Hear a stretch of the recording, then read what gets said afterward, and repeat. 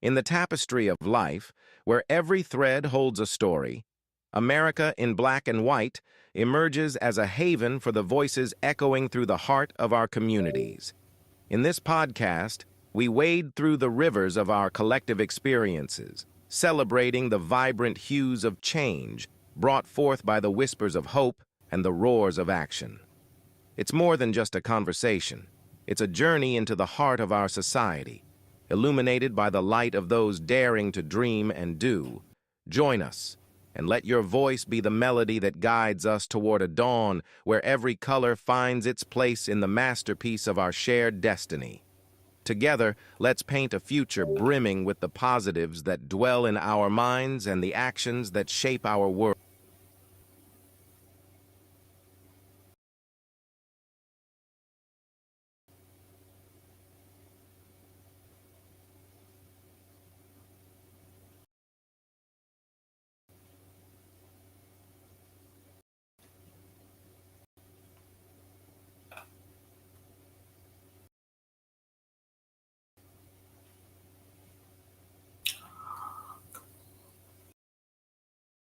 The positives that dwell in our minds and the actions that shape our world.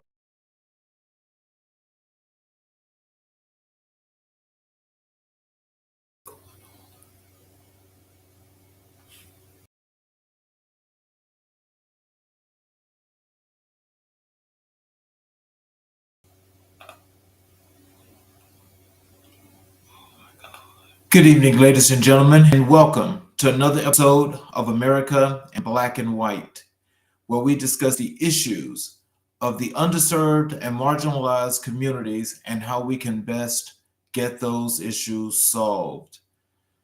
Tonight, we have a very special guest. We've got, give me a second.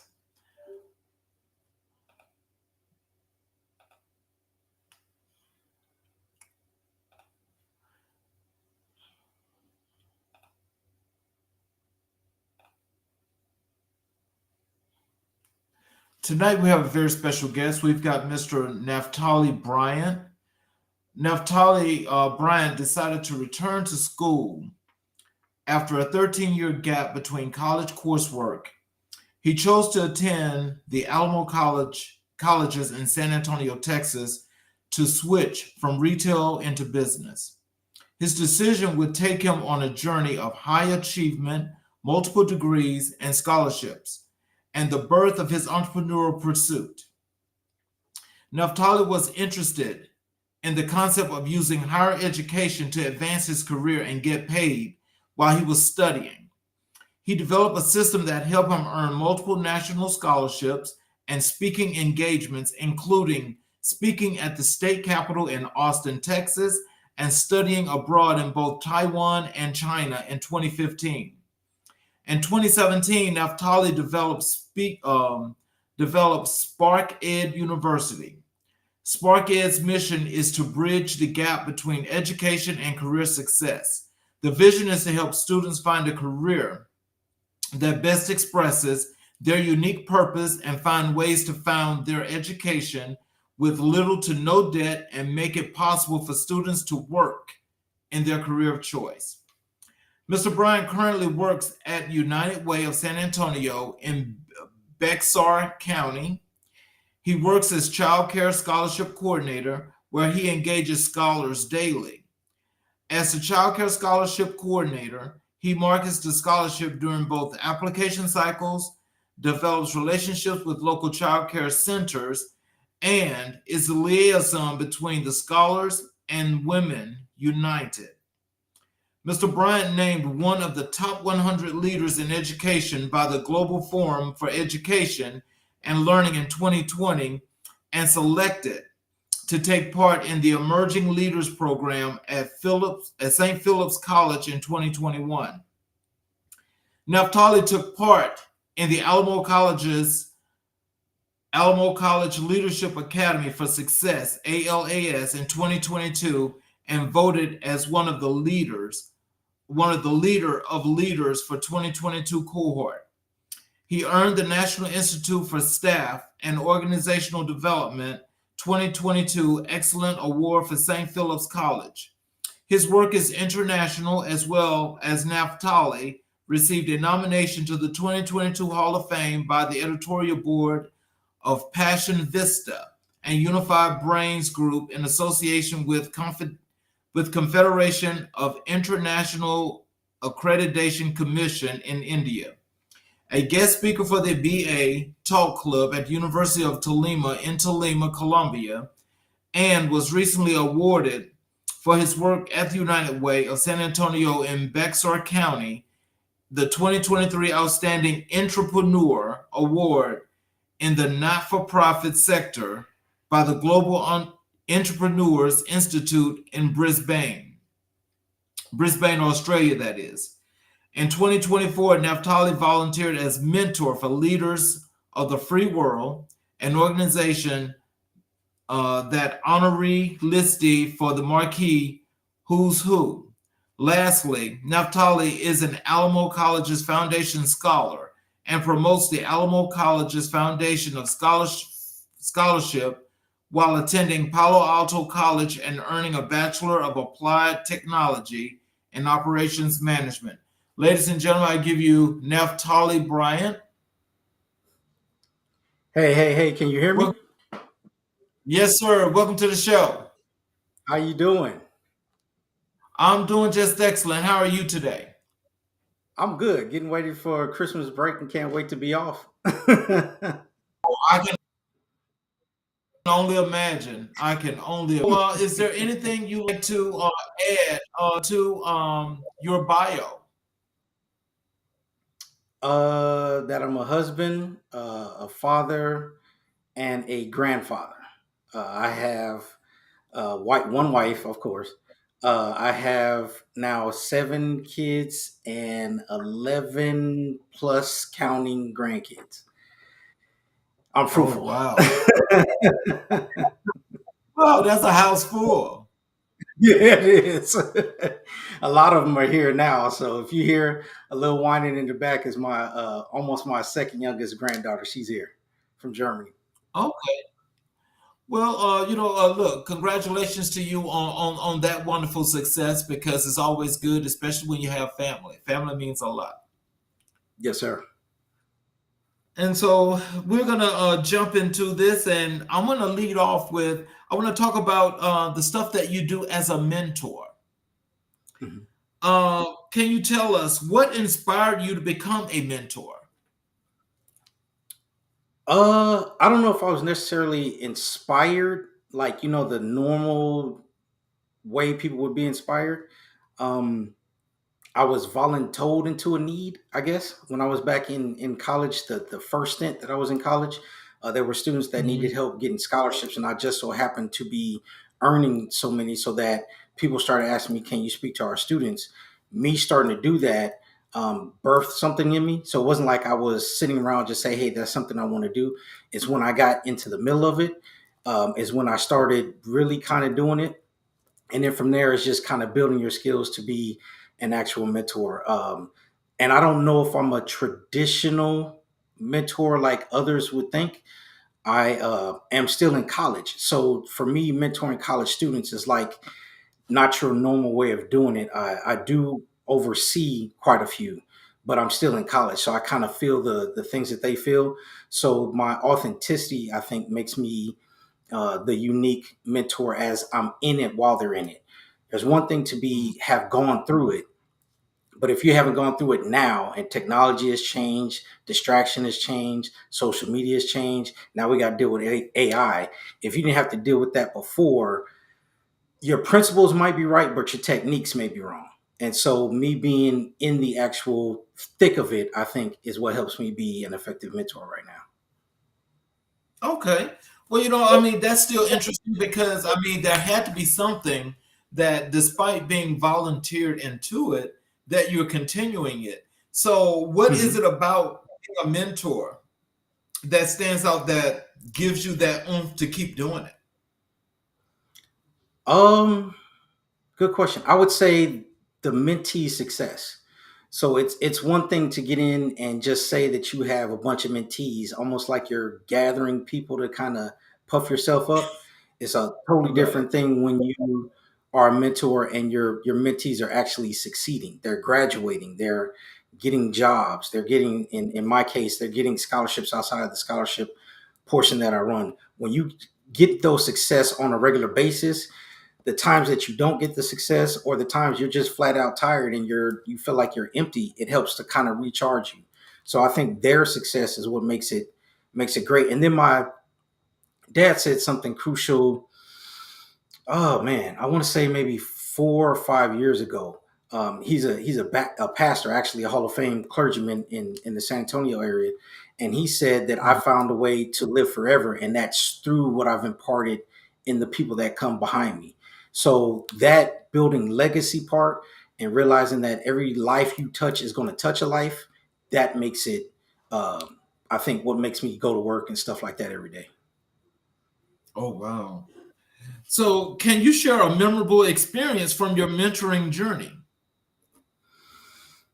Uh, Oh yeah. So one, I think I had just gotten back from China, and I was part of the Alamo College's. I think it was the first ones that they had. Alamo College's international program study abroad student ambassadors is what they called us, and our role was to basically come back from studying abroad and try to recruit more students who are in school to study abroad. And I remember going to, I want to say it was San Antonio College. I spoke to some students, and that was maybe like in October. Somehow, some way, one of the students got my, I want to say Facebook or Instagram. We talked a little bit, and he said, "Well, I'm interested in going."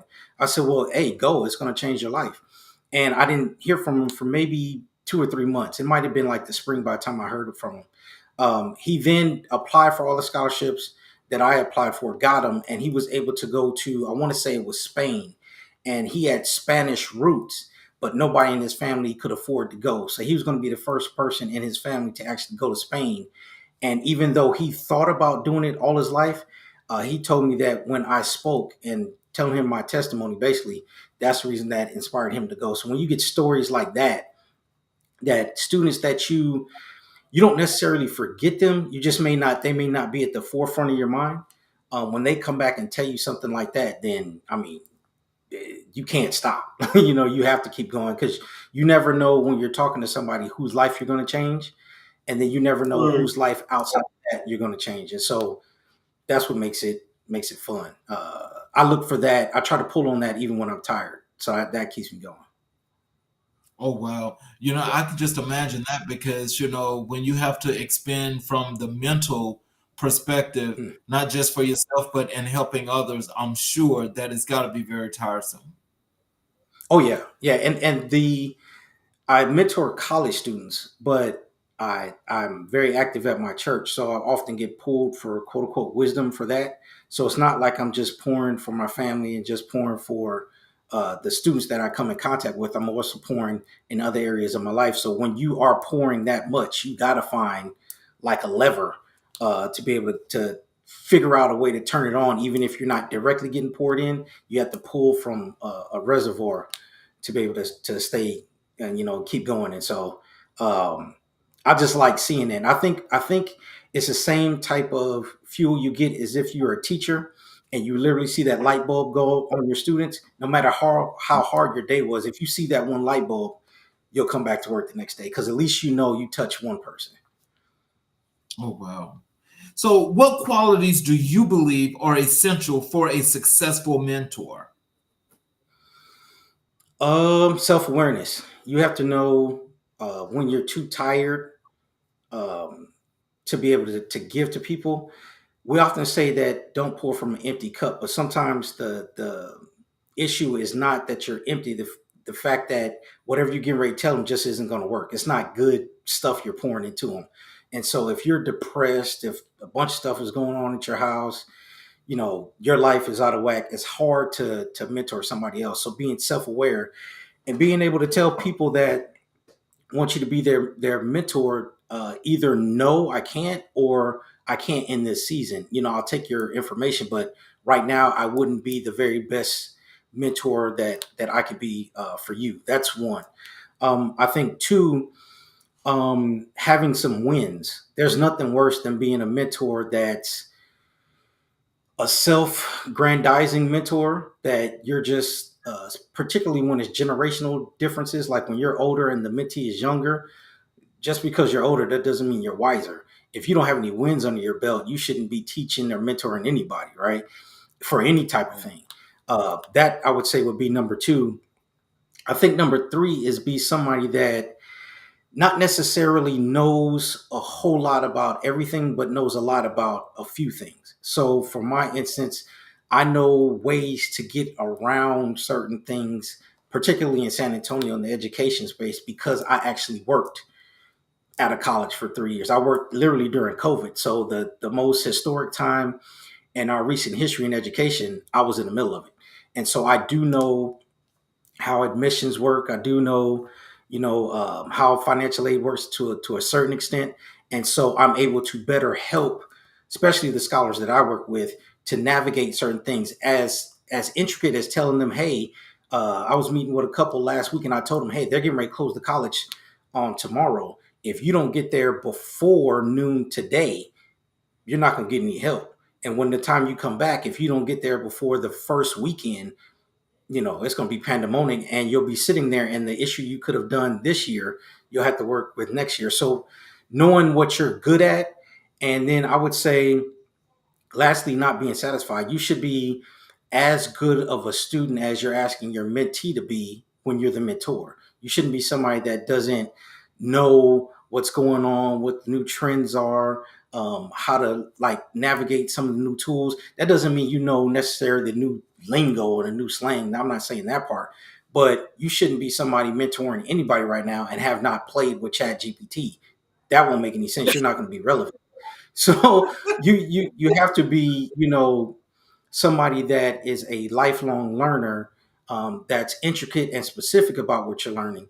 But you need to be a lifelong learner and understand that your mentee can teach you some things as the mentor. So as long as you have that relationship, then I think you'll be okay. Lastly, I would say is authenticity. Don't fake what you don't know. If you don't know, just say you don't know. The one thing about this generation is that they know fake immediately when they see it. So if you don't have any expertise or anything, just tell them out front. I really don't know about this subject, but I may know somebody that does. Right?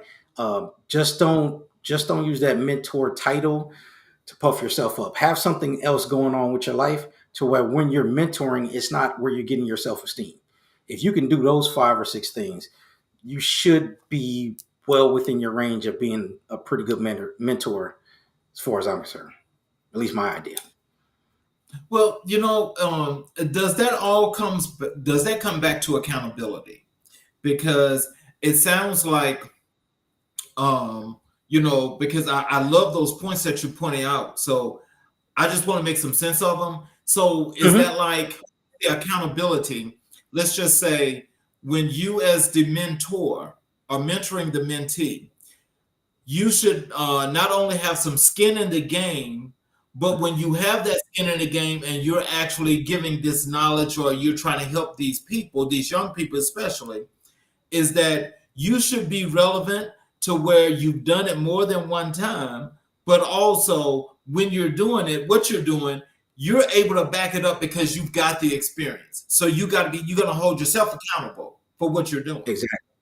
Exactly. And not only that, you shouldn't be one that just hoards mentees for the sake of having them.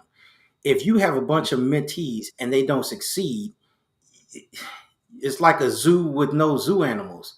You're charging admission to something that nobody wants to see. So why would you, do that? That's part of the reason why you can't get your self-esteem from mentees. You can share in their wins. But the good part is that if you've already done a bulk of the winning that you're going to do, or the winning in that genre that you're going to do, and you're man or woman enough, or intelligent enough, or senior enough, or the good word is mature enough to let them win the wins that they're going to have and not try to steal the spotlight, that's one thing that you want to be accountable to. And then not only that, if you're a mentor, you probably should be submitted to somebody else so that you're the Bible would say you're a person that's both in authority and under authority. If you can stay kind of in that range, then it makes it a whole lot easier. The worst thing to do is to be a mentor that knows it all and you can't trace any of your wins. You could trace the people that you talked to and the people that you charged and the people that you used. I call it poverty pimping, where you use them to line your pocket. Anybody can do that. But when you actually are in there and your authenticity and your accountability changes lives, that can't be erased. You can't you can get rid of me, but the people that I helped will always have me in their story. I could die tonight, but the people's Right. changes that lives that I changed, they'll forever be changed, even if I'm not in the earth. And if you think of it that way, that I think is my biggest accountability. If I want to live forever, like my dad said, the legacy I helped build in the people is going to outlive me. Not accountable to that, then I shouldn't have anybody around me that I'm mentoring. Wow. So, how do you build trust and rapport with your mentees?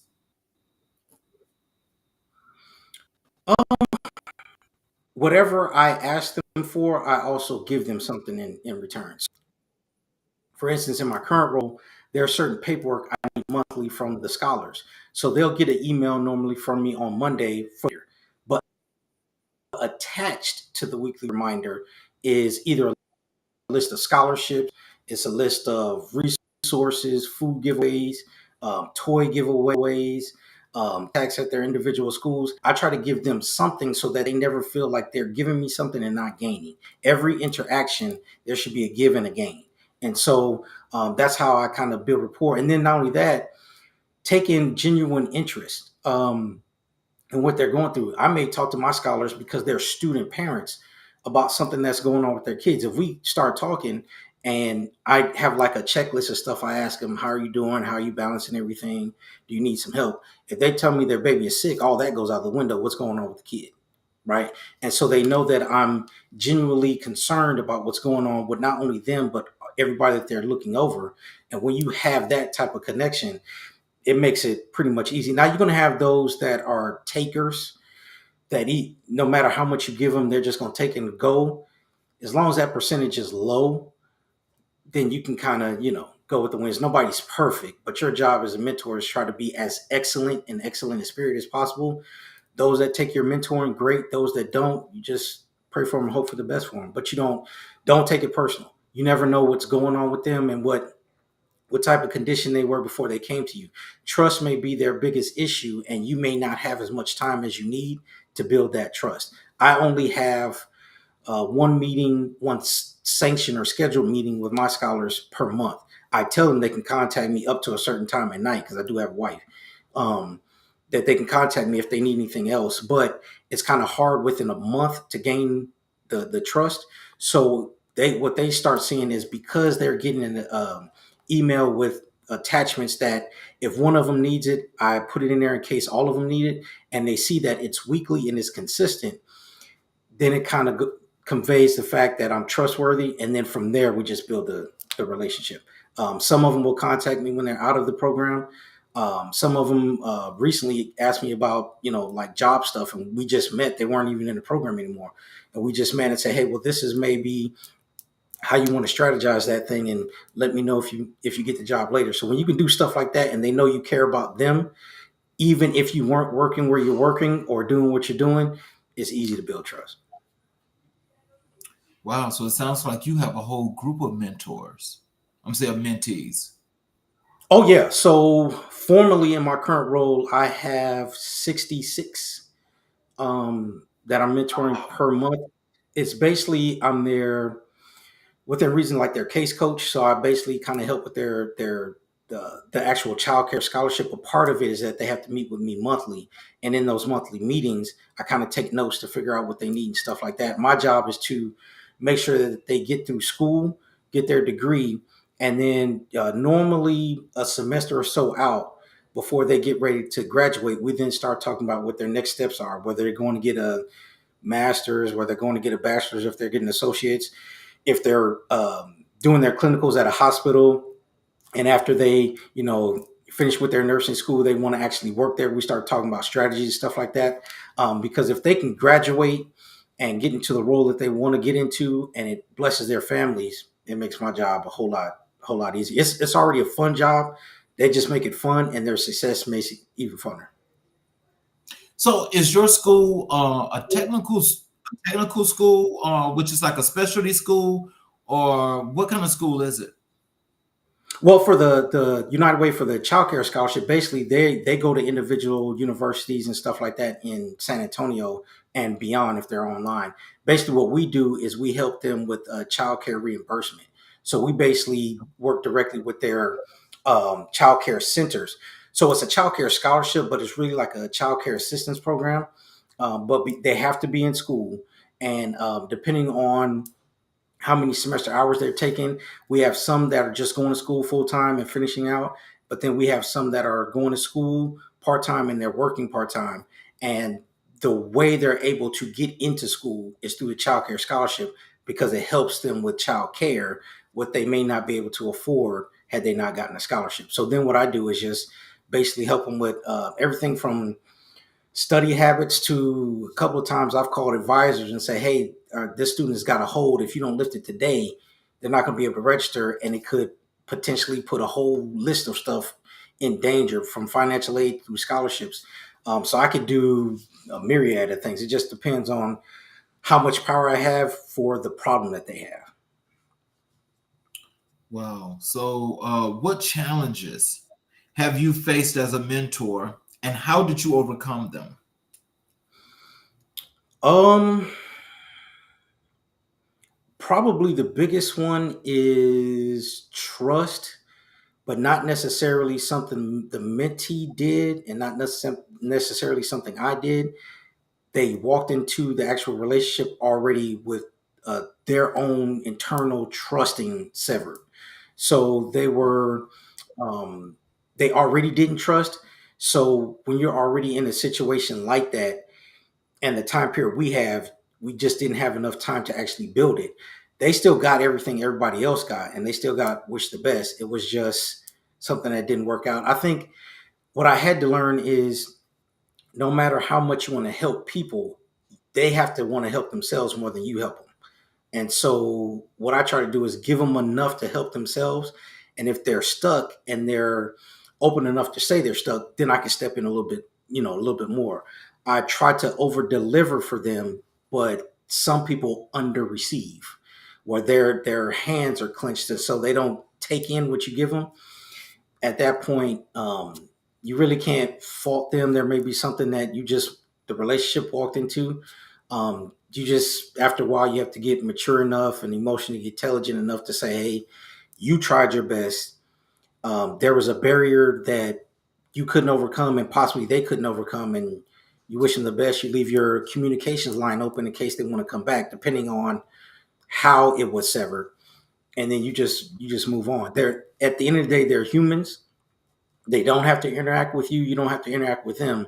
You just hope that when they're around you, that you get the opportunity to do it and that it's blessed and that both you and them grow from it. Sometimes it happens, sometimes it doesn't. And then after a while, you just say, as long as your winning percentage is above, 75, 80%, that's the best you can do. Wow. So, has there ever been one of those situations where one of your mentees had to leave? Oh yeah. Yeah. There's been times where something happened where where one in order to be a part of the program, you have to be in school. The issue that the young lady had was she got into the program, was unemployed, she got a job. But because she got a job and it got overwhelming, she wasn't able to finish out the school. She did what she needed to do strategic wise, not to hurt herself in school, dropped on time and all that other type of stuff. But technically she had to get out of the program. Now it was a good and bad. She quote unquote lost the program, but she was unemployed. August, September, she got a full-time job. And so in the field she wanted to work in, that's a loss for the program, but that's a gain for the actual mentee. So and that point is just leaving it open. Hey, if you decide to come back in school, let me know ahead of time and let's try to figure this part out. So that was probably the last one. And I don't really count it as like a failure or a loss because she just got to where she needed to get to just ahead of time. Normally you want to do that after you got out of school. She just got into it before she got out of school. You really can't fault. Hey, go get your paper. And you know the phone number. You know my cell phone number. Text me, call me when you need me. Oh, wow. How do you measure the success of your mentoring relationships? Um, I try to find out what they ultimately want to do within the first 2 sessions, and as long as they get to that ultimate point, it's successful. I've had several where I've had some that got out of the military, and if you're not familiar, getting out of the military and get into the civilian world, depending on how long you were in, that's a humongous transition. And so to get into that, get shocked by college, go full time in college, you're depending on your benefits. It may or may not be beneficial, as financially beneficial as if you were just still in the military. And then to get a job like immediately when you graduate, which is another issue. A lot of college students, they have to wait 2, 3, 4, 6 months, sometimes 2 years to get into the career field that they were studying for. And to get a student that literally walks from the stage to the cubicle, that's the best idea. Um, that's the goal. So as long as I find out what that goal is, soon we may feel like to them that we're going off course and talking about other stuff, but right around when I know maybe they're semester and a half getting ready to get out and graduate, we start honing into that. And they'll get everything from conversation with me to, hey, hook up with me on LinkedIn and tag me, or let me know if you need something, and I'll put it out on my network with 15,000 connections and try to get that for you. So as long as they're better off than when they came into the program and they ultimately have a pathway to getting to their goal, that's how I measure success. As long as they're doing what they need to do, then I'm successful. Mm. What advice would you give to someone looking to become a mentor? Uh, be careful about wanting to become a mentor. It sounds good. It sounds real. Becoming a mentor and wanting to become a mentor can be as fruitless as being somebody who's in nonprofit on a board that you don't do anything for. So there's some people that they get to a certain level and then they start jumping on nonprofit boards, but you don't ever say nothing. You're never in any committees. You're literally just on the website. You're taking up a usable space. If you're a mentor that has nothing to pour, you really don't have the time to do it well. You're not willing to take a loss. You're not willing to set enough boundaries to where it's safe for them and you. Don't be a mentor. And then if you have never been a mentee, don't be a mentor, because you have to see both sides. You have to know how they're going to actually take the information that you give them, and you have to sit in that role and to understand, hey, am I giving them too much too soon? Am I giving them too little too soon? A lot of times you won't know that unless you've been in their role first. So if you've never had a mentor and you're doing it to look good for other things, don't do it.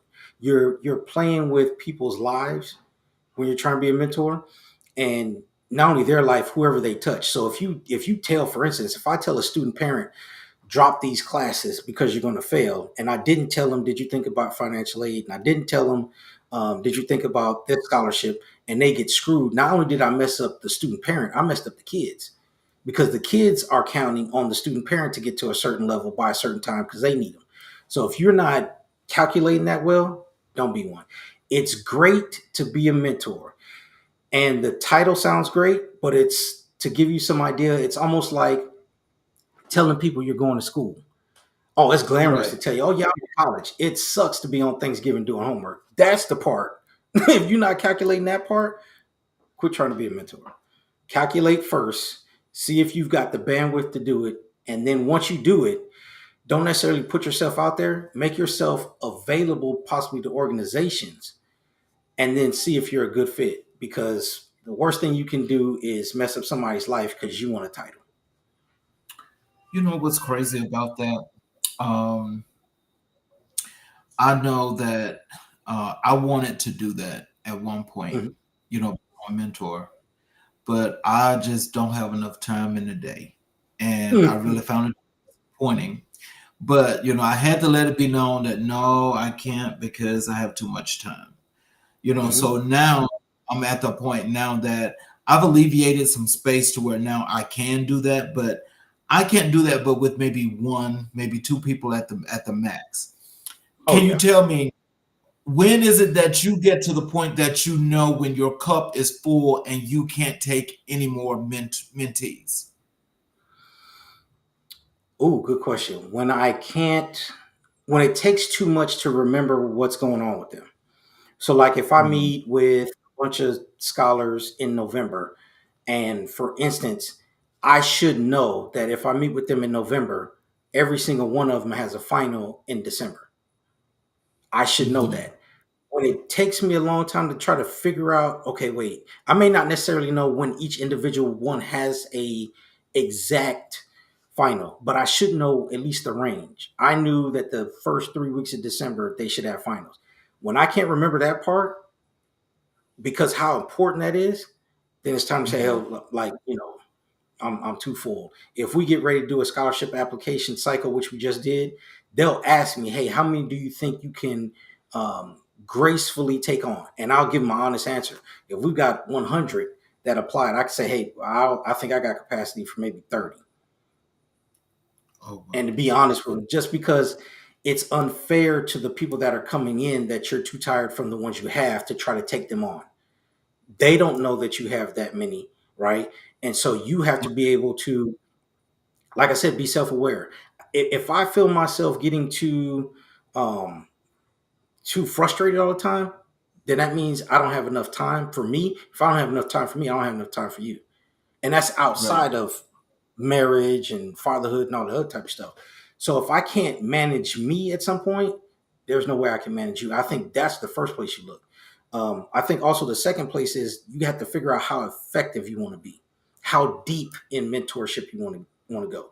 So one or two may be great, but if those one or two have like crazy issues, daddy wounds, mom wounds, abandoned issues, all types of stuff, you may not want to take on more because of how deep you have to go. So you got to look at Right. width and depth. Width is maybe how many, depth is how deep you've got to go with each one. At some point, you're going to reach a cap. But a lot of times that depends on what you have to do when you're mentoring, what the mentoring program entails, especially if it's like a program from like a nonprofit or stuff, what that entails. Also, too, know how much time you're going to want to put into it. If I'm getting ready to mentor somebody, like I'm mentoring two students in high school, the first thing I ask if I'm asked to do it is how much time does it take? Because I still have to remember at the end of the day, the first thing I am is a husband. So she got to have her time. And if she doesn't have her time, that's not fair to her. She's the first person I answer to and lead and all that other type of stuff. If that's not right, I can't be right for somebody else. So I would say, know how much time you have, and then, like I said, measure the width and depth, the how many you think you can handle, depending on how deep you've got to go with each one. You can measure that axis. That probably would be the best way, or at least a good way to measure how many you can take on. Wow. How do you stay motivated and inspired in your mentoring role? Seeing people win. So like getting their graduation pictures, seeing them when they get scholarships and how even scholarships outside of our program and how great that feels to them when they get an opportunity to talk about the scholarship and the raw emotions of them saying, hey, if I didn't have this program, I don't know where myself and my family would be. That makes it easy. The good part about my role is that at United Way, they do a real good job, especially my supervisor, of making sure you're good before you pour. I've had times where she say, "Well, how you feeling?" I'm like, "I'm feeling okay, just a little tired." Well, how many meetings do you have with scholars? Well, I have like up till noon. Okay, take the rest day off and rest, and then come back rejuvenated. So when you can get like support systems like that, and then your scholars are winning. Like every semester, we got scholars graduating, we got them getting jobs. Getting ready to take a number now to figure out how much in scholarship revenue they've gotten. I know for sure one of our scholars out of the blue got a $40,000 scholarship. And so when you keep getting those wins, oh, it's easy. Because as long as they're winning, you're winning. They don't have to say my name. I still won. Mhm. And so as long as I take it that way, it's easy. When they stop winning, I probably need to stop because more than likely, I'm probably part of the reason why they're not winning. If I'm part of the reason why they were winning, there's a good chance I'm part of the reason why they're not. And at that point, stop what you're doing because now you're harming people instead of helping them. Oh wow! Now see, now that's an interesting dynamic. With that Mhm. being said, have you ever seen a situation like that? And so, if so, what did that really look like? That is, like that losing part. Mhm. Um, what did it look like? It looked like somebody made a decision to give up, and there was nothing I could do to motivate them out of their giving up. That what I didn't Mm, know until later on, well, they were already at their last thing. All I needed was a 250 break, and they were done. I didn't know that ahead of time. Um, it's happened maybe once or twice. It hasn't been a whole lot. But that was part of the learning lesson is sometimes you gotta listen to hear if they're telling you something but not telling you something, and if it's safe enough to pull on that little string that they're giving you. A lot of times they'll give you a string, they may not hand it mhm, to you, but they'll kind of be like, "Oh, the string is here," and kind of and allow you the opportunity to do it, and to mhm, know when that's safe. I didn't know that at first, and I didn't pull on that string. Had I pulled on that, the issue may still been the same because it was out of my hands. It was out of their hands. Really, it was just a scenario. Um, but to try to figure that part out and try to stop it, I've learned to be okay with that was a loss. There was no way anybody was going to win that situation. There was nothing I could do. There was nothing they could do. When I learned to be able to accept that sometimes it's just a loss. The person is never a loss.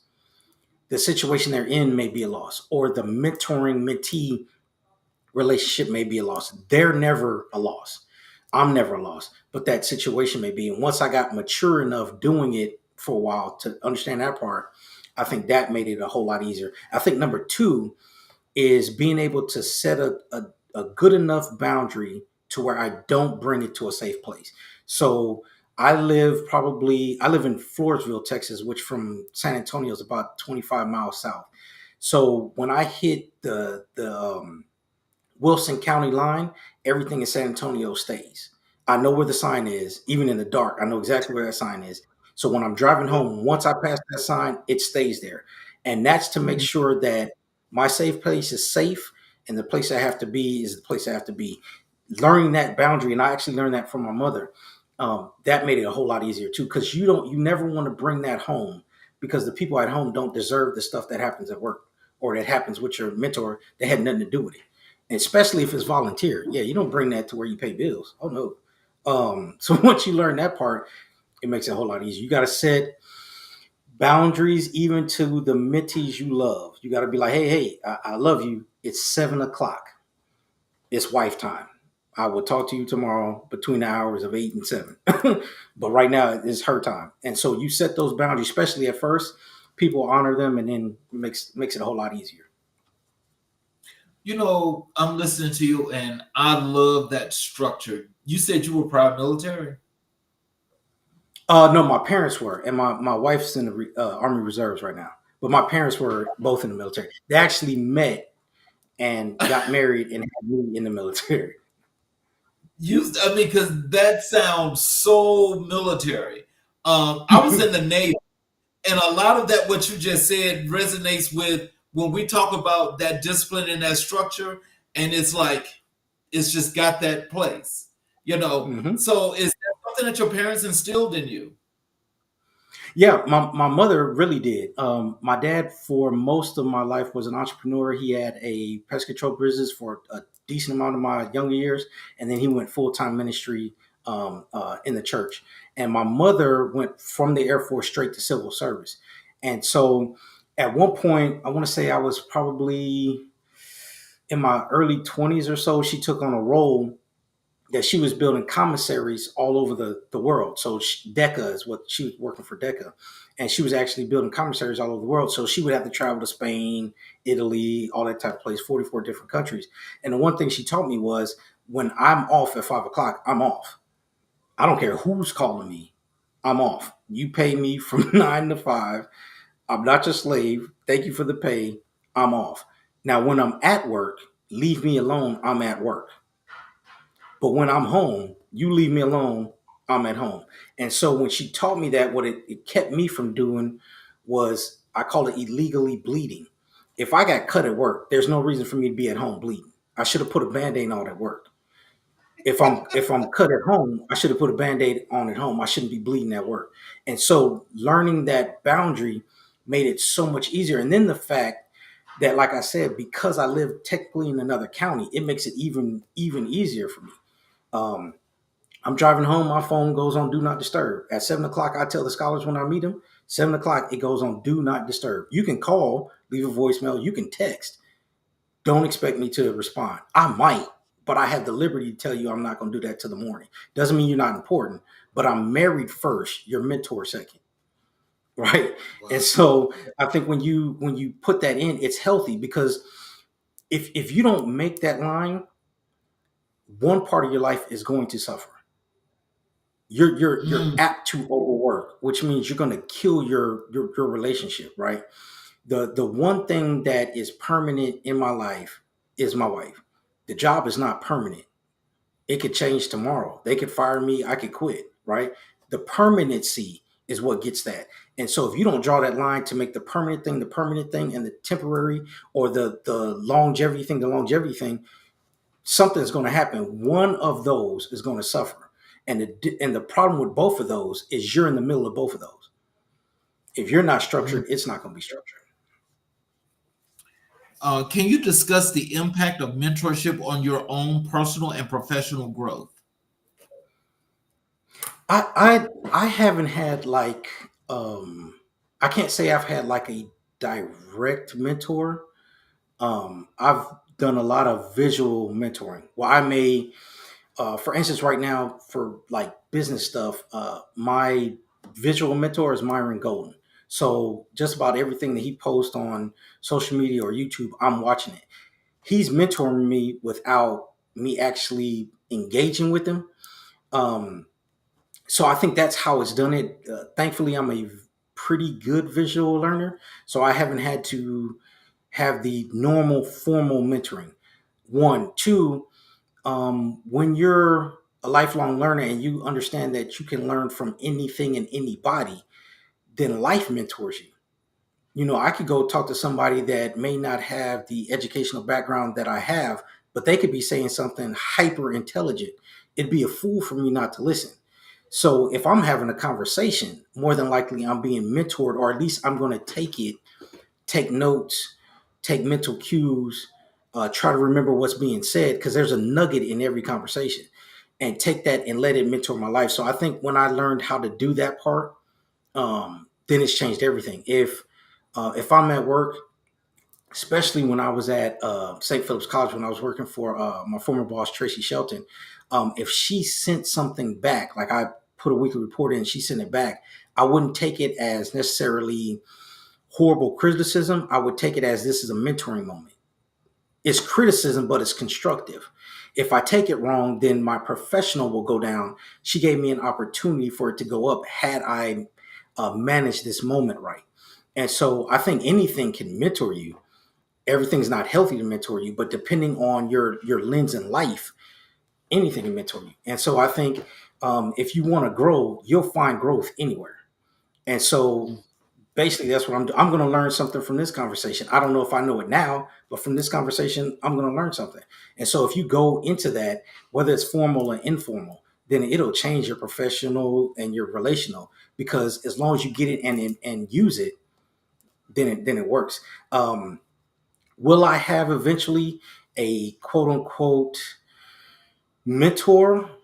Formal, probably. The closest one probably that I have would be my pastor at my church.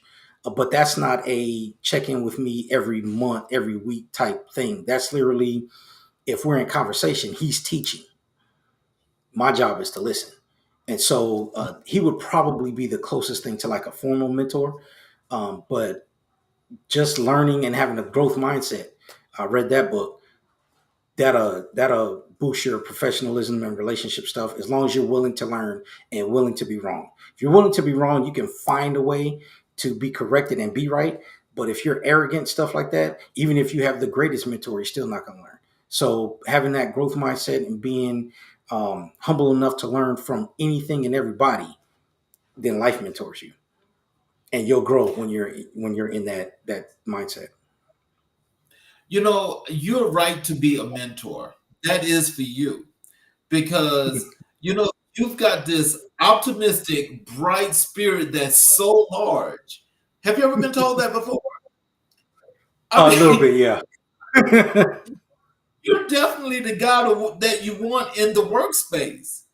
And so I'm sure that you, as a mentor, you're actually doing an excellent job. I mean, I'm just sitting here and I'm just actually, as I take this in, and remember, as I told you, I'm a prior military person myself. And it's like, Hmm. these are the personalities that we breed. And Hmm. so it's just like, to see that finally after a period of time, it's like you just grown large. And I want to tell you, you need to keep that up. Yes, sir. Thank you. Now, if you came to my job, the one thing they'll tell you is that I try to figure out a way every day. And if my boss and my vice president was here, they would tell you to try to go home early. So I do. How funny I am now. Everything that they say, if somebody coughs, I tell them, "Don't worry, you can stay sick. I'll go home." I try to figure out a way to get off early every day. And if they were here, they would tell you the one thing he gonna do is try to weasel his way to get home. And so I think it makes the workplace fun, but it also kind of makes it. An enjoyment to go to work. I get to work. I'm normally the first person at work. Now, being inside the building, I'm not, but I have to be at work at 8:15. I'm normally in the office, well, in the parking lot at 6:45. I take that time to do everything I need to do for me, so as soon as I walk in the door, I can start pouring. And then by the time I get home, there's other stuff I can pour to my wife. And so that's part of the reason why I stay up is because I got to have fun at work because I'm there from like 6:45 to sometimes 6:45. And if I'm not having fun, there's no reason to spend all this money in gas to drive 25 miles there, 25 miles back.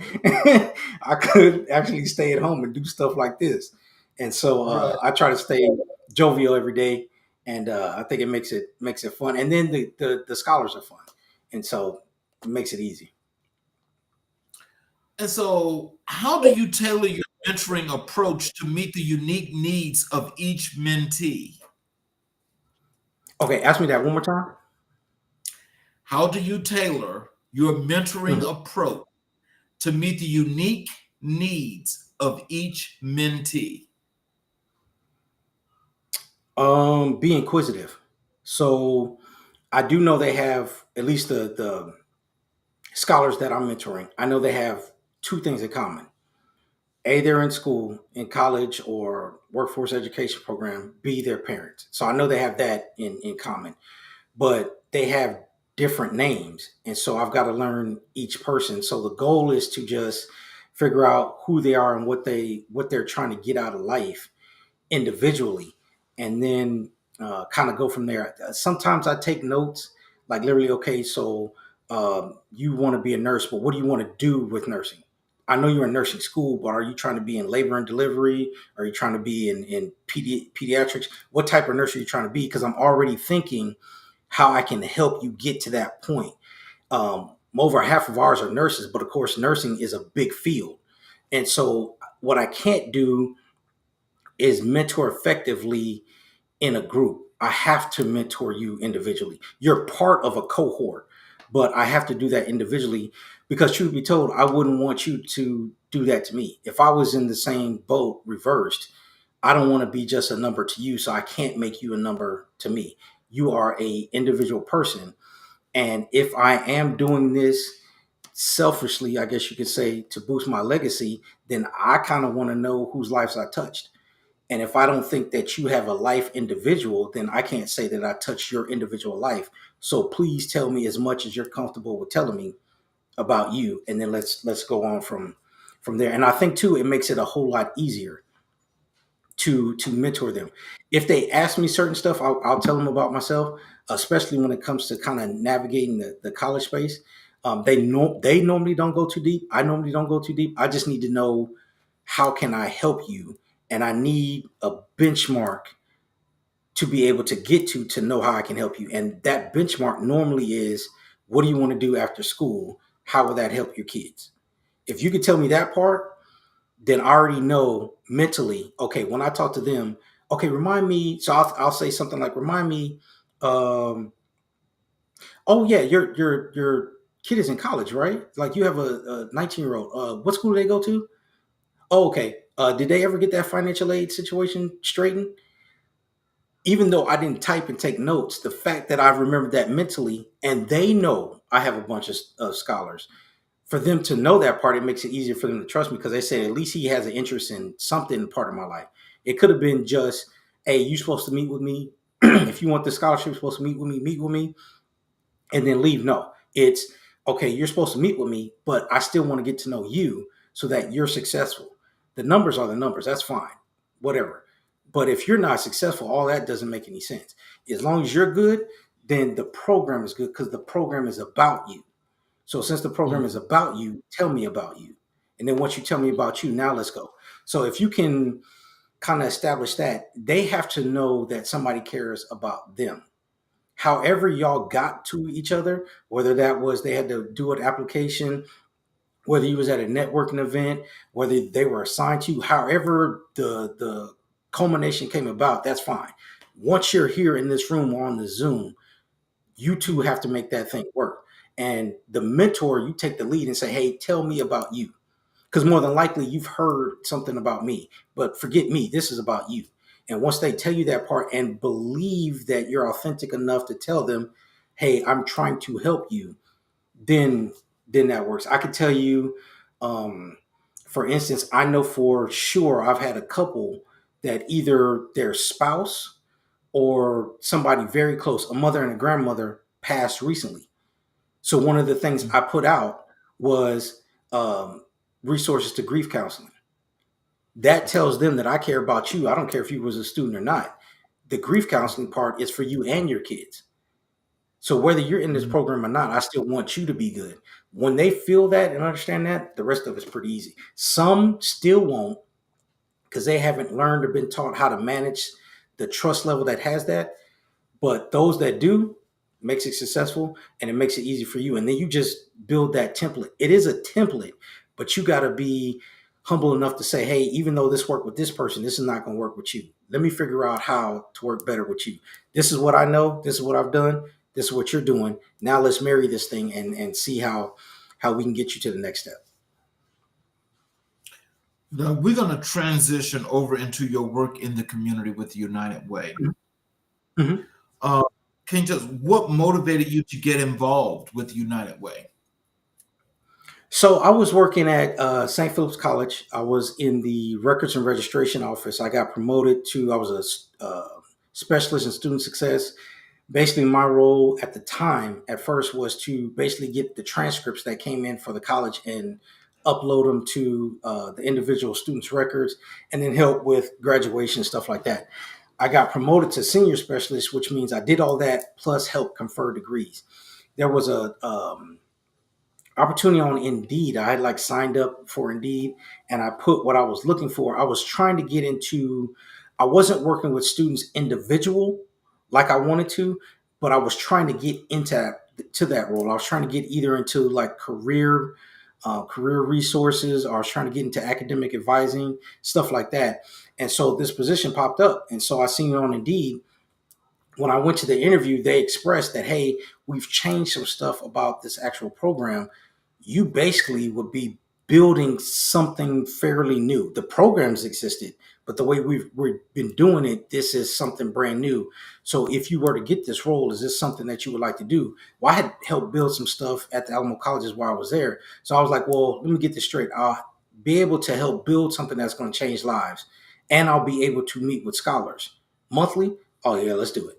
And so, it was a raise too. Like boost my economy a little bit. But I was able to do something that I ultimately want to do. This role is probably the closest thing that I would want to do, even if I didn't get paid. Mm. And so, because What of that, say it again. so what made that so special? Because I was able to like understand and meet scholars and meet students.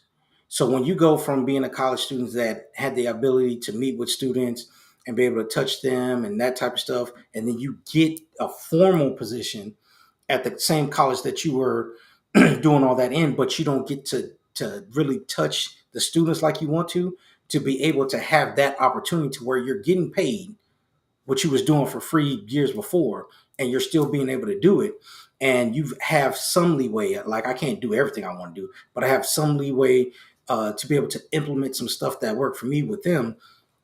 It's the closest thing to it. Ultimately, I want to have my own nonprofit basically doing what I'm doing now, except for without the paperwork.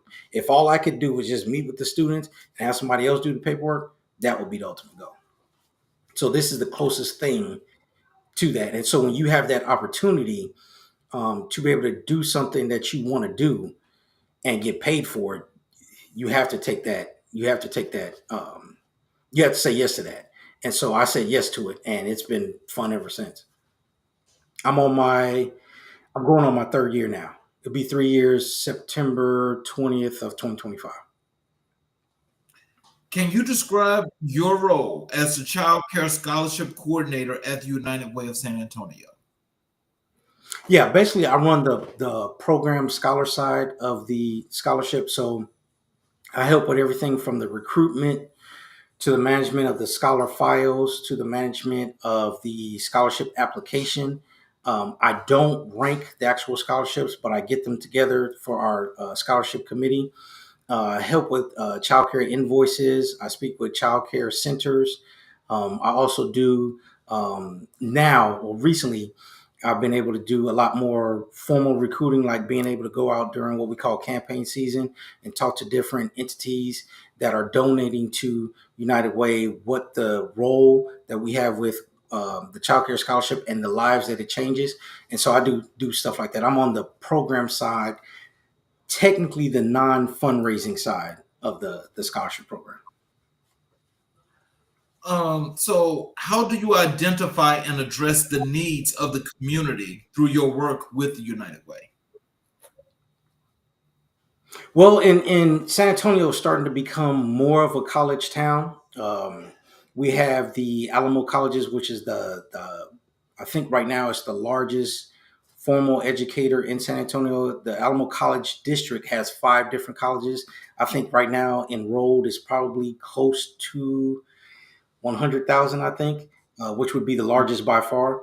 And so what I've done is, because not only am a graduate of 2 of the Alamo colleges, I'm actually still a student there, and I'm an ambassador there for the Alamo Colleges Foundation. What I did was basically put a group of contact lists together, sent out the flyer to try to help with childcare. The thing about the scholarship is it helps people make the choice. You'll be shocked how many students in San Antonio area really, really, really want to go to school, but they have a choice of go to school or get childcare. They can't do both. They financially can't do both. They can get financial aid and everything else, but financially they can't do both, which means whatever space they're in economically, there is no growth. They're forced to work, a minimal job because they can't get the credentials they need. The one thing they need at this point for a lot of them is childcare. If they get childcare, the rest is they can do. And so the one thing that we talk to them about is the fact that, hey, we help with childcare, and once we help with childcare, here's what goes on besides helping them with childcare. We have somebody that's assigned to them that helps them get through college and to get a job. And so when you're able to do that part and you go to different banks or whatever, they understand it, because a lot of them that you're talking to, they're parents. So they know if it's a struggle for me in childcare and I'm just going to work, I work full time. I can imagine what it is for, somebody trying to get in school. And then the cost of childcare is outrageous. I saw something, I want to say maybe a week ago, For an infant in the United States, you can look up to $31,000 that you're paying just for childcare. So Annually. if the average person is getting, let's say, $50,000, that means you're paying more for childcare for an infant, and that's just one kid, than you are rent. So basically, if you're putting a kid in childcare, there's a possibility you could possibly be sleeping in your car. So to know that that's the cost of childcare and that you're in a program that's helping it, it almost explains itself, depending on who you're talking to. And so it makes it a whole lot easier. And then I'm able to normally bring a scholar that will tell them, hey, I wouldn't be here had this program not existed. When you get those two, the cost of childcare and then somebody that's going through the program or gone through the program and their success, it makes it easy to talk about the program. Oh, wow. Mm-hmm. So, what impact do you hope to achieve through your community work? Through United Way or just me? Both. Um, Through United Way to grow the program, of course, to try to get as many scholars as we can manage. That would be the ideal. For me, even if it's not the United Way, to and just impact as many people as possible. I say this thing sounds weird, but it's for me, it's actually the truth. I would want to be, if there's one place I'd want to be, the one place I want to be is at my own funeral to see how many people's lives I changed. Because when you change Oh, people's lives, they honor you even in death.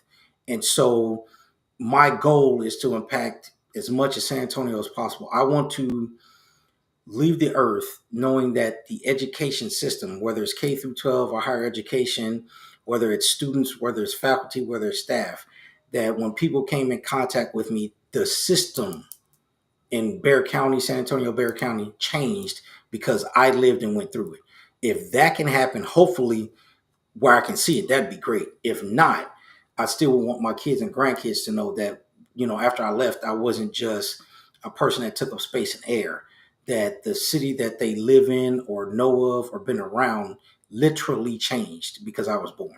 If that can happen, then that's how much impact I want. It may be a statue, maybe not. It may be a scholarship, maybe not. It may be the wins in individual people, but either way it goes, I want the education system in San Antonio to have not been the same once I leave it. That's the impact I wow. want. That's deep. I like that. I like that. And that's what I'm glad that we have you on the show for that reason, is because that is the thing that we are striving to do via American Black and White. It's for that very, very reason of having the impact to serve and to inspire these marginalized and underserved communities, because there's lots and lots of talent there Oh yeah. that has yet to be seen and mentioned and heard. And so when you have inspirational people like you, and I'm sorry to stop him between here, but I just got to tell you, you are an inspirational individual. Thank And you. it's like, it's just amazing to know that. I mean, of all the time that we had been connected there on LinkedIn, it's amazing that by chance that we actually got that chance to connect and to converse. And I tell you, this is well worth it, because the audience that's looking at you right now, I can tell you, you are definitely inspiring, because you're inspiring the hell out of me.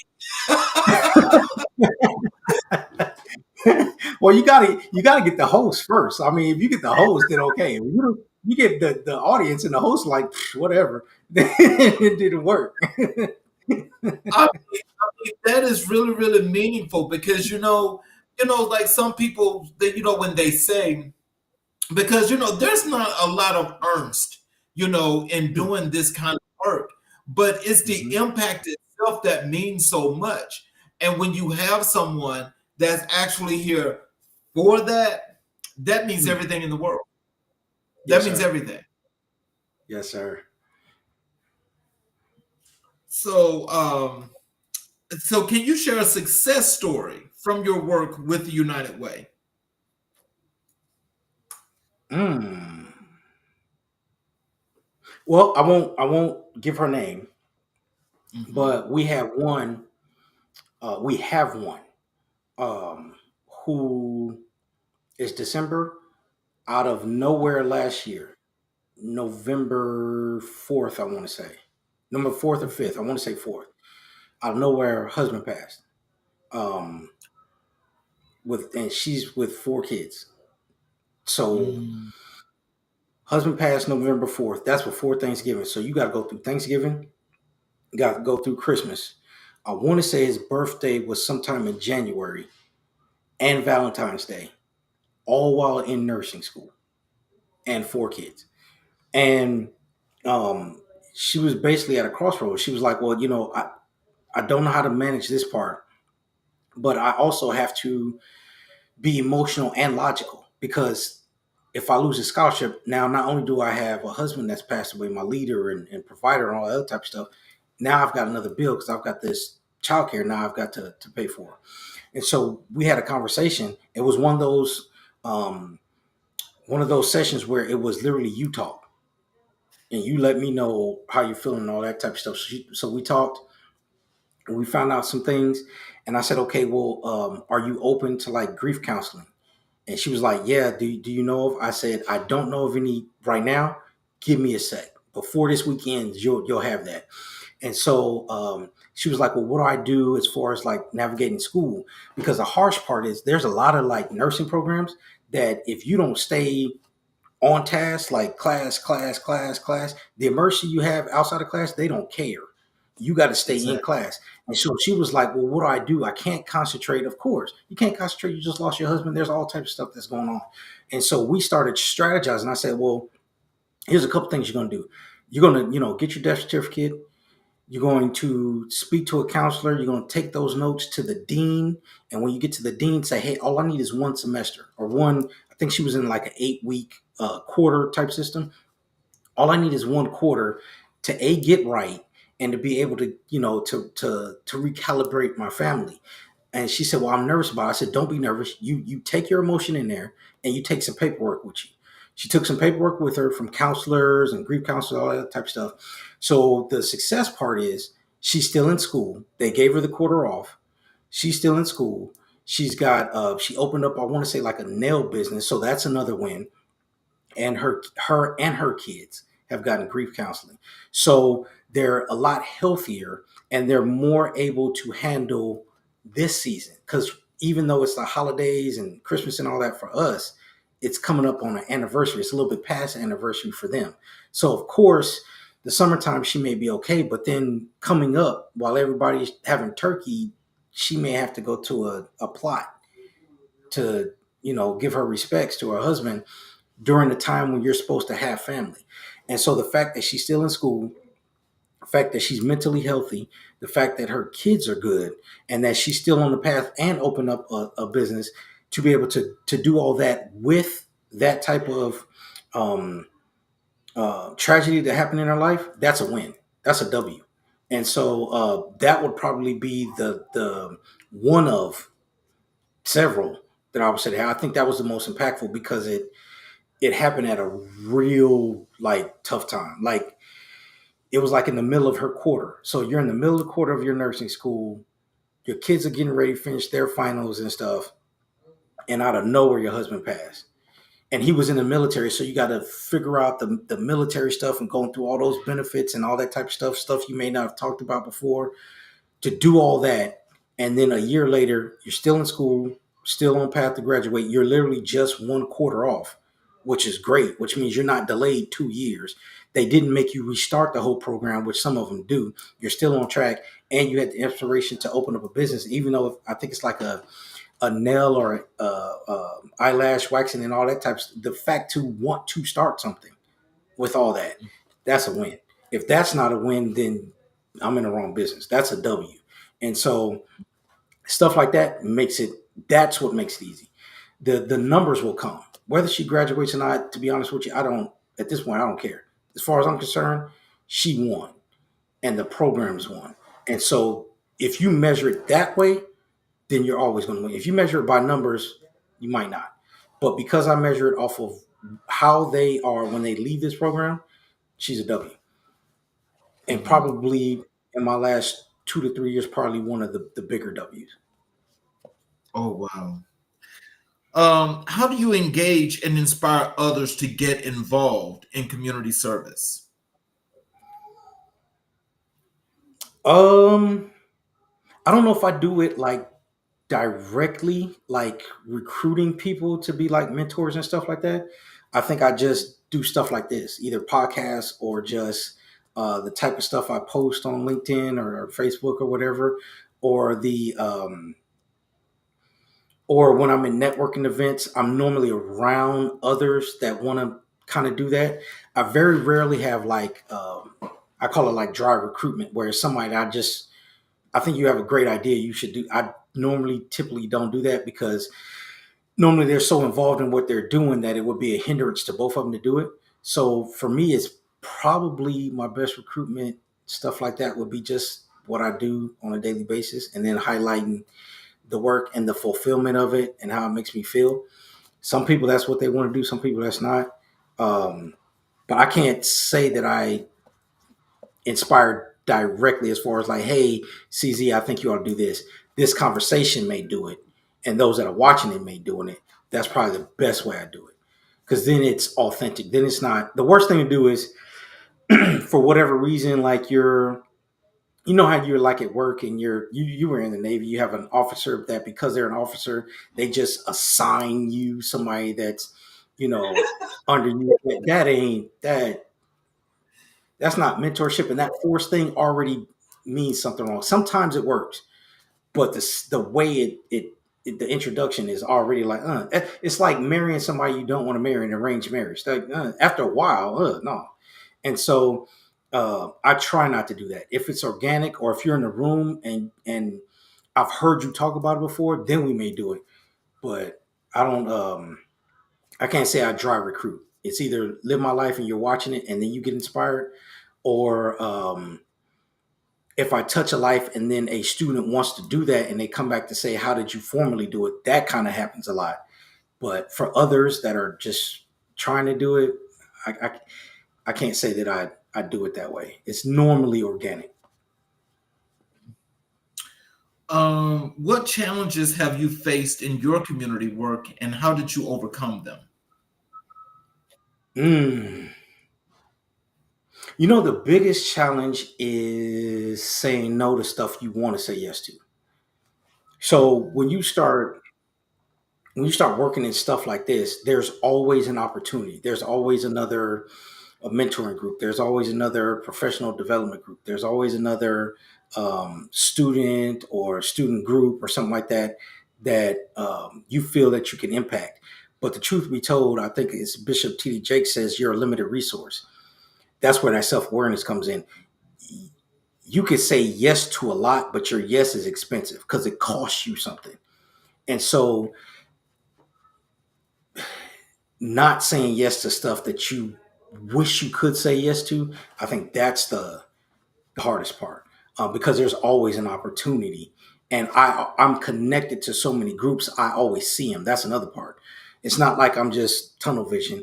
On LinkedIn, I'm connected to groups that do kind of stuff that I do. So when they're posting opportunities, you're like, dang, I want to do that. But then you have to think, you're married first. You've already got 60 something. You're doing two in high school. You're still a father. You're still up, do a bunch of stuff at your church. If you're already tipping at a lack of refuel, if you take this on, there's a possibility that you're going to do too much and the whole thing is going to drop. So if I'm interested, what I might ask is how much time commitment would you like? If they tell me something like it's like an hour a month or 2 hours a month, then I start kind of calculating and saying, do I have 2 hours a month? If I do have 2 hours a month, is it realistically going to be four because I'm going to overdo it? Okay, do I have 4 hours possibly or whatever to do it? I do that first, but that saying no is probably the hardest because when you start getting into this groove, you it starts coming around. You start getting around people. San Antonio, we call is the biggest small city in the country because the 6 degrees of separation in San Antonio is like two. So the person you want to know is one handshake away. The opportunity you want is normally one handshake away. When you're around an environment like that, Mm. sometimes you can't shake that hand because it's an opportunity you want to go to. And you got to be able to tell yourself no. Prayerfully, the opportunity comes up when you're more free. It may not be the same people, but the opportunity may come back. And you have to manage that. If you don't manage that well, you're headed for burnout. You'll be an inspired, burned out person, and everybody else will be healthy, and you'll be the one sick. Wow. So, how do you balance your community work with your professional and personal life? Mm, boundaries one, like I stated earlier, keeping San Antonio, San Antonio, keeping Floresville, Floresville. Um, Making sure that I used to get to work that early just because I wanted to beat traffic, and I was doing that before I got this role. I was doing that even when I was at St. Philip's. Even when I was working on base, I would do that because it felt weird driving up to the job and immediately getting to work. It felt like I didn't calibrate myself right.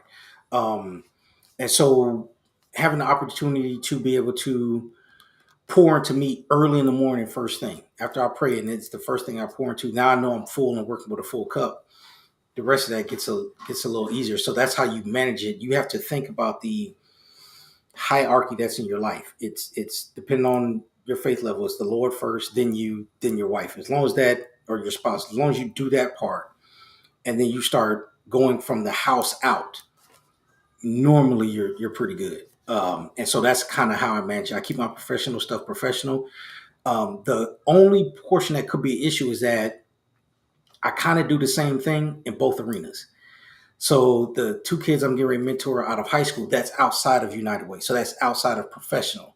But I still have those that I mentor professionally. So I have to treat them all the same, but kind of keep them in the same thing. Hey, there's stuff I may tell the high school kids that I wouldn't necessarily tell the college kids because they're already in college. They kind of know some stuff. So I don't know, being specific like that, and then knowing your boundaries, being, I don't want to say strict, but to a certain extent non-negotiable with them. There's nothing worse than having a border with holes in it, right? So if you if Mhm. you're in the military, if there's a certain line that you were in the Navy in the sea that you know were international waters and you're not supposed to be in there, it's a line. There's a reason why that line is there. There could be war on the other side of you going into that line. It's the same thing with your life. If you have Exactly. boundaries and you made them, there's more than likely tragedy or something's going to die if you cross that line, right? And so reminding myself of that, I think makes it a little bit easier to manage. And then, like I said, being self-aware. I know when I'm too tired. I know when I need to get away from literally everybody and refuel. I'm a extrovert into introvert. If I'm hanging out with a bunch of people, I need to hang out with myself. And so knowing that and knowing Mhm. myself in depth helps me to manage the professional side, husband side, the community side a whole lot better. There's nothing worse than being somebody that can make an impact and doesn't know yourself well. If you don't know you, there's no way you're going to make as positive an impact as you can. You may make one, but it won't go to the level of your potential. So you got to know you. Once you know you, then the rest of that kind of take care of itself. Mm. What role does collaboration play in your work with United Way? Oh, it's major. The reason why it's major is because the what my program or the program that I'm under technically doesn't have. I'm in a group called the Dual Generation Initiative, so it's two programs, but they do similar things. The similar thing that we do is we help with childcare assistance. The difference is the dual generation goes by like zip code and income. The scholarship really just goes by the application process. But the good part is the dual generation has wraparound services. So in United Way, they have rental assistance, they have utility assistance. So when I get a scholar that's in my portion of the program, as long as they're dually enrolled, which is literally just filling out the application for the other side, then whenever they need something like utility assistance or rental assistance, I'm not making a cold handoff. I'm not saying, hey, here's a list of these services. Here's the number you called. I can't tell you who's going to answer the phone because I didn't call them because technically I'm not supposed to. You are. You're the one with the need. Then instead of having that, if they're duly enrolled, I literally can look over to the cubicle next and say, hey, I've got this scholar. They've got this utility bill.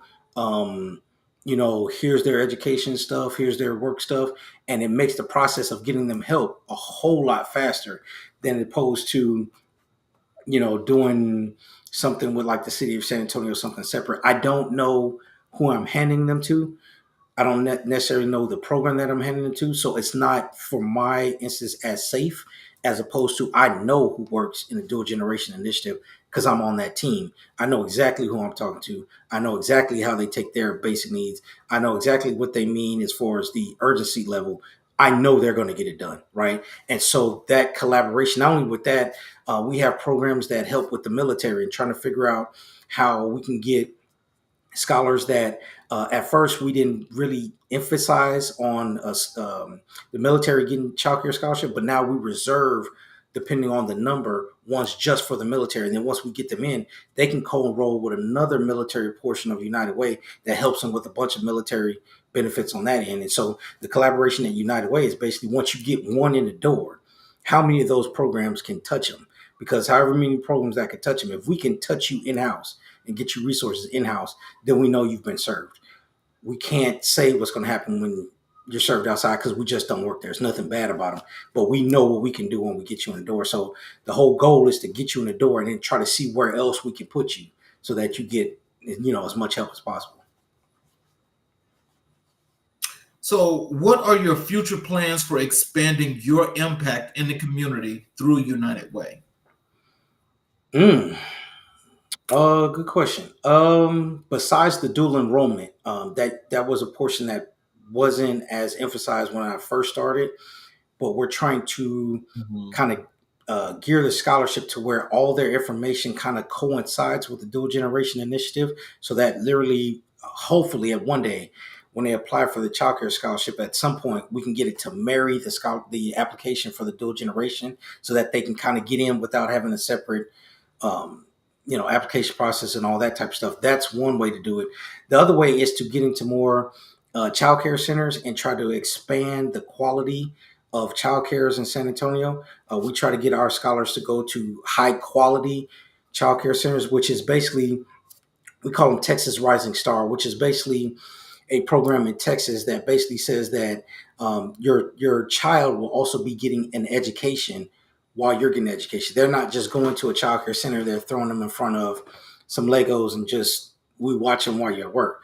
No, those Texas Rising Star schools have actual curriculums. So their job is to help the student or the child be kindergarten ready. So imagine if you get into this program, your child is 2 months old, we get you into a child care center that as you're getting your education, your child is getting a leg up in education. So by the time they get in kindergarten, they're not only kindergarten ready, perfectly, they're like first grade or second grade ready. So they're already advancing.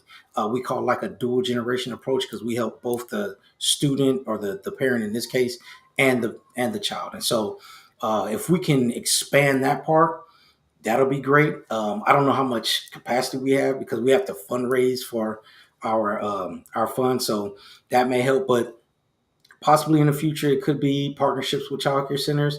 Possibly in the future, it could be partnerships with the different universities to see whether they're going to have childcare centers on campus or if there's something else that they could do that can help with their student parents. And so, that may be 5, 6, 7, 8, 10 years down the line.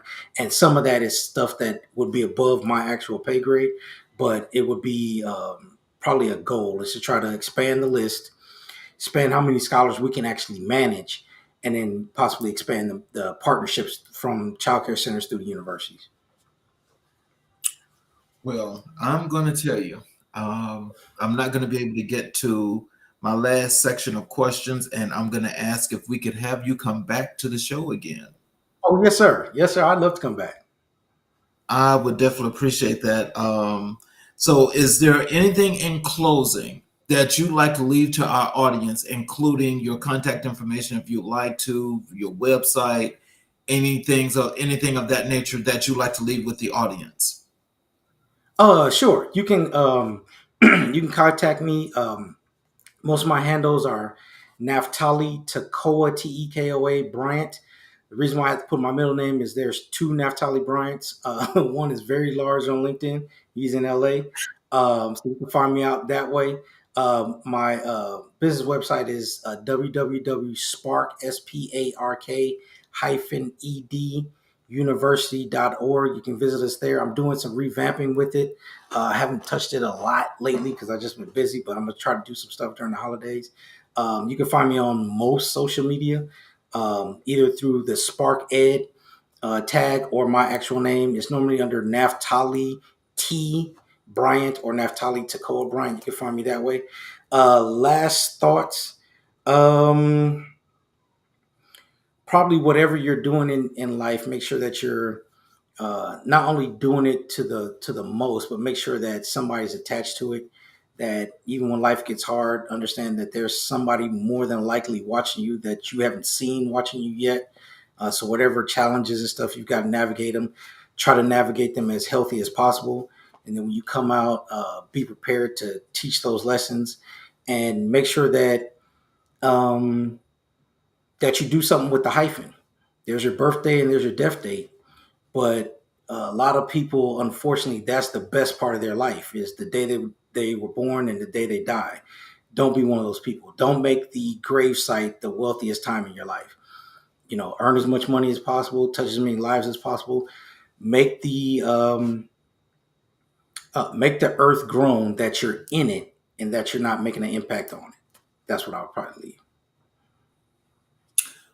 Well, I want to thank you again for coming to the show.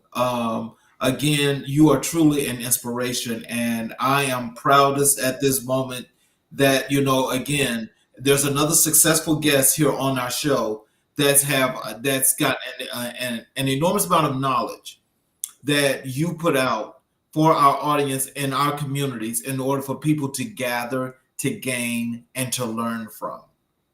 Yes, For sir. those of you that just listened to Naphtali and when he gave out the information of how you guys can contact him and so forth, please take advantage of that. If there's any questions that you may have on the journey in which you are going, because believe me, not everybody knows everything, but if there's somebody that can give you an opportunity to get to the place in which you need to get to, please take advantage of it. For those of you that are watching on the YouTube channel, please, we would love your support.